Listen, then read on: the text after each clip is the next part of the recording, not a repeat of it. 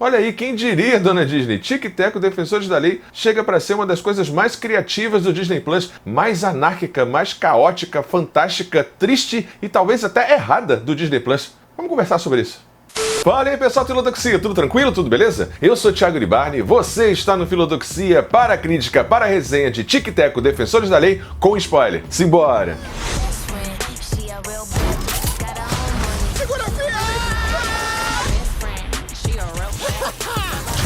Defensores da Lei 2.0.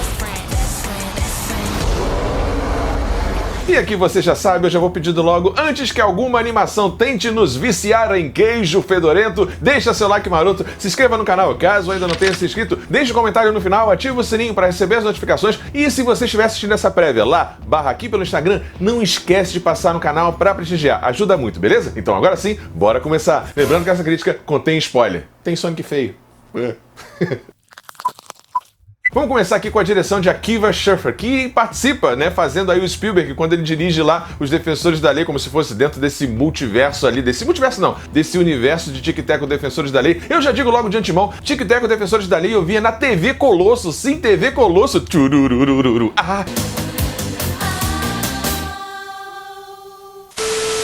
Mas não era a minha animação favorita, nem a música mais famosa, assim, o que fica mais na minha mente, era do DuckTales, Caçadores de Aventuras, que ficavam mais na minha cabeça, assim, mas eu tinha um carinho, tinha algumas coisas na minha infância, ali na década de 90, anos 2000, lá na TV Colosso, e eu acho bem interessante já começar falando sobre a animação em si, enquanto produção. Tico e Teco, Defensores da Lei, entrou aqui para um rol, na minha perspectiva, na minha opinião, que se assemelha muito à surpresa que foi, por exemplo, a família Mitchell, o desprestigiado e excelente A Família Mitchell que tem na Netflix e outras animações que são de alguma forma disruptivas, como por exemplo também dos mesmos produtores de A Família Mitchell, Homem-Aranha no Aranhaverso. Mas é claro que aqui Tic e Teco, Defensores da Lei não tem a mesma potência, né, tanto em termos de animação quanto de roteiro do que esses dois que eu citei anteriormente. E a referência mais direta, sim, a referência mais direta aqui de Tic e Teco, Defensores da Lei, é lá em 1990, na década de 90, Uma Cilada para Roger Rabbit. Isso é assumido e trazido aqui, assim como Space Jam, o primeiro Space Jam. Sim, o primeiro Space Jam, porque o segundo aí, não conta. Mas assim, não tem como colocar, já coloco de antemão isso, Tic e Teco Defensores da Lei lá no patamar de filme noir, de animação 2D, de fato 2D, como foi Uma Cilada para Roger Rabbit, e a questão disruptiva, né, a questão de ineditismo, e o marco que foi Roger Rabbit, claro que Tic e Teco Defensores da Lei tá aqui numa escala abaixo, mas é uma gratíssima surpresa que chega assim sem fazer muito alarde, e aí eu fiquei me perguntando por que esse filme não teve tanta divulgação, não houve tanto alarde, e dá pra gente entender com a polêmica que a gente vai discutir lá mais no final do filme, né, envolvendo o vilão, envolvendo o Peter Pan e etc, né? Mas vamos discutir melhor essas partes pormenorizadas de Tic e Teco Defensores da Lei antes da gente falar dessa polêmica aí. Quero começar falando uma questão que a crítica especializada fala muito, que é a questão de consumir o produto no original. Sim, você consumir a animação legendada, com áudio original e etc. Cara, você faz o que você achar melhor, você faz o que você quiser. Eu, como entusiasta da dublagem, como alguém que já trabalhou e trabalha eventualmente com dublagem, eu gosto de tentar pelo menos dar uma olhada primeiro se tem uma boa dublagem. Eu sou um fã da boa dublagem. A Marisa Leal, que trabalhou também lá na TV Colosso, que é a voz do Baby da Família Dinossauro, ela dirige aqui Tic e Teco Defensores da Lei, tem um elenco excelente de dubladores, não tem nenhum, sei lá, Luciano Huck, não tem nenhum, enfim, celebridade aqui que eu tenha ouvido.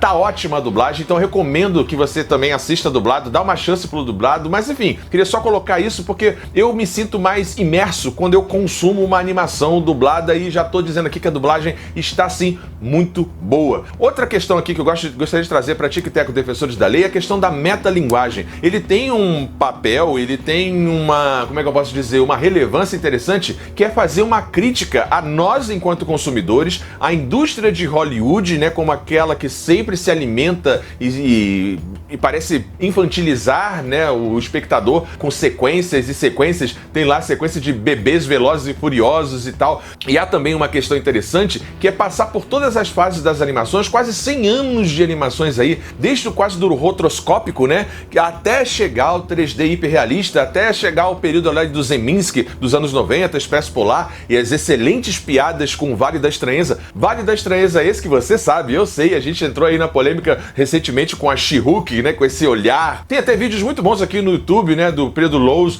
do Ciência Todo Dia, e também do Gaveta aqui, falando sobre esse Vale da Estranheza. Dá só uma olhada. Mas assim, o Vale da Estranheza é uma área específica, subjetiva, onde a gente começa a achar uma coisa muito estranha. Quanto mais o elemento ele se aproxima do ser humano, mas ele não tá igual, a gente tem uma tendência a rejeitar essa Vale da Estranheza. Então é muito interessante você já ver isso aqui no Tic Tac Defensores da Lei, brincar um pouco com isso, porque muita gente deve já ter estranhado já no cartaz do filme, né? Você ter o 2D e o 3D. E aí você tem esses nossos dois heróis. Editor, se eu não errar o Tico e o Teco, você me dá um prêmio no final desse vídeo, tá? O Tico é aquele que vai seguir a vida burocrática e tal, e o Teco, nariz vermelho, 2D, ou melhor...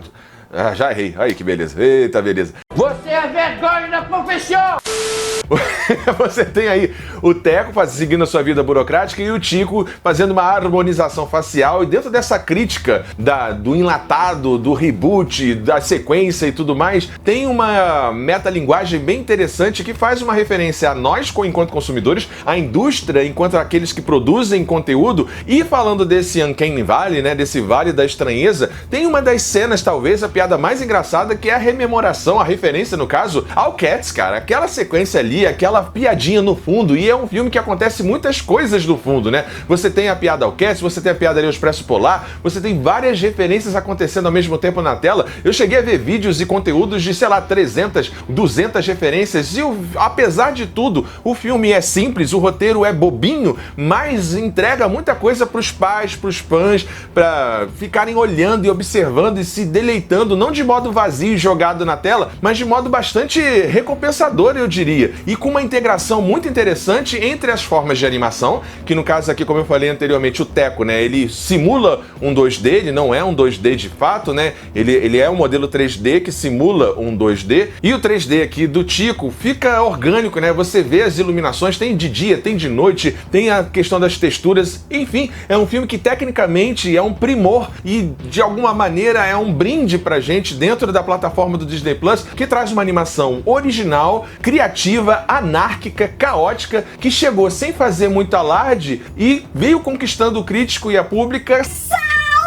Um problema seríssimo, que é a questão dessa polêmica envolvendo o Bob Driscoll. Sim, o Bob Driscoll. Editor, coloca aqui na tela. Pois é, cara. Aí tem uma questão que é problemática. O filme, ele é simples, ele é interessante, né, em toda a sua semiótica, em toda a sua riqueza de paletas de animação e tudo mais. Mas, cara, fazer o vilão ser justamente uma referência a um ator mirim lá da era de ouro da Disney, que morre com menos de 35 anos, é enterrado como indigente, é dispensado pela empresa, se vicia, alcoólatra e tal. Cara, que desagradável, né? Não é só uma referência, deixa de ser uma piada, deixa de ser engraçado, se é que pode ser engraçado em algum momento, fica no mínimo insensível, pra não dizer outra coisa, né? Então você pegar esse personagem, o Bob Driscoll, essa criança que volta e meia, a Disney faz isso com, sei lá, Hannah Montana, tantos outros atores e atrizes mirins da Disney que dão ruim, dão tilt porque tem pouco cuidado de saúde mental da família e da empresa, etc. É complicado, né, você colocar isso como uma perspectiva de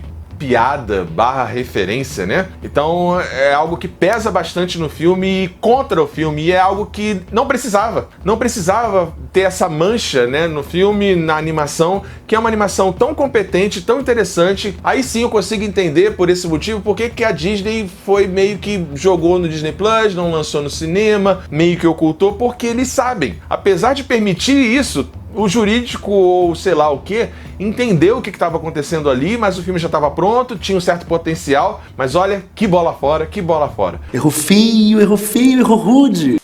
E falando em coisa horrível e coisa feia, vamos falar desse Sonic feio aí pra fechar. Bom, e pra fechar esse nosso papo, internet, o filme é aqui, né? O pessoal tá falando, o verdadeiro multiverso da loucura. Não, não é pra tanto, mas internet, o filme, é aqui. O que foi a Disney, a dona Disney, pegando propriedades da Warner, da Sony, da Paramount, no caso aqui, o ouriço, o Sonic de Chernobyl, o Sonic feio, e trazendo ele como um personagem relevante na história. Eu achei que era só uma participação, só um meme e tal, e aí ele brinca com essa ideia do Vale da Estranheza, ao mesmo tempo que faz uma referência a essas subcelebridades e como o meio do entretenimento, de alguma forma, é cruel, e a gente também é cruel, e agora tá um monte de meme aí. Eu estou colocando aí na tela o povo todo triste, todo querendo se redimir com o Sonic feio aí, olha aí que beleza. E um detalhe aqui, na versão dublada, o Sonic feio é dublado pelo Manolo Rey, que dubla, de fato, o Sonic, desde a animação até hoje em dia os filmes, é o mesmo dublador fazendo aquela voz mais jogada, aquela voz mais largada, né, e tal. Que adição boa, né, que, como é que eu posso dizer, que feeling interessante pra perceber como que a animação CGI demanda da internet pode ser incorporada a uma trama de modo orgânico, de modo coeso, que não destoa e não fica forçado como um bando de filme que tem um monte de referência jogada na nossa cara, mas não tem o menor sentido e não acrescenta nada à trama. É aqui justamente o contrário que acontece em Tic e Teco, Defensores da Lei. Bom, então por isso tudo, a minha nota para Tic e Teco, Defensores da Lei é nota 8,5. É um filmaço, uma excelente animação que peca por ter, sim, um roteiro simples, não ir muito além, mas sobretudo pela insensibilidade quase que cruel e nefasta com a história de Bob Driscoll, esse ator mirim que teve uma morte trágica, uma vida muito difícil, e você fazer disso piada ou referência, cara, na boa, não é legal. E assim, não tá pra fora do filme, isso tá dentro do filme, então não tem como passar pano pra isso, beleza? Então é isso, pessoal, espero que você tenha gostado dessa crítica. Não esquece de deixar seu like, se inscrever no canal caso ainda não tenha se inscrito, e até a próxima, pessoal. Tchau, tchau, valeu!